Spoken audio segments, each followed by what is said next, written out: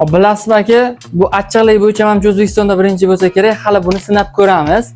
Ungacha esa sizlarga qisqacha ma'lumotini berib o'tib ketaman. Bu juda ham o'sha bilganinglardek achchiq mahsulot. Buni boshqalarga yedirib ham ko'rganmiz.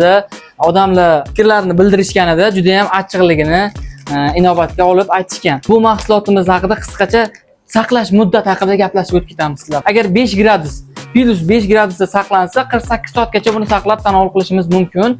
Minus 10 gradusda saqlansa 60 kungacha saqlashingiz mumkin. Agar minus 18 gradusda bu mahsulotni saqlasanglar 90 kungacha bemalol buni muzlatgichda saqlab tanovul qilishinglar mumkin. Albatta o'sha o'rtoqlar bilan yoki oila davrasida o'tirganda achchiqni yaxshi ko'radigan o'sha qarindoshlarimiz kelganda buni shunday pishirsanglar shunaqa mazza qilishadi. Xo'p, bu mahsulotimizni qayerdan olish mumkin, qanaqa qilib olish mumkin deydigan mijozlarimizga bizani do'konimiz bor. Qatortol 6 bozor 86-do'kon. Shu yerdan kelib olib ketsanglar bo'ladi. Agar bu yer sizlarga uzoqlik qiladigan bo'lsa, pastdagi mana bu raqamlarga yozsanglar yoki qo'ng'iroq qilsanglar sizlarga chiqarib yuborishadi.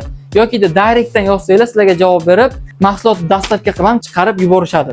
Bu mahsulotimizni boshqa achchiq mahsulotlar bilan solishtirib ko'rishimizni xohlasanglar, kommentariyada ikkitadan plus belgisini qoldiringlar va biz keyingi videoda bu mahsulotimiz bilan eng achchiq bo'lgan mahsulotni solishtirib odamlardan so'rovnoma o'tkazamiz.